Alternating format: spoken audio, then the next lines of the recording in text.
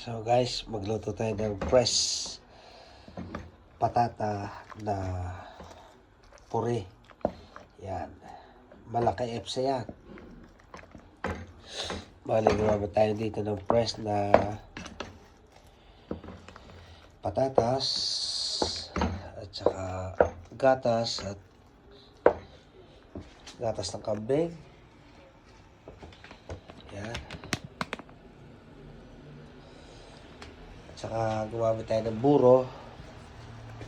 Ito na ang napakasarap na baon o kaunam ng manok. Yan.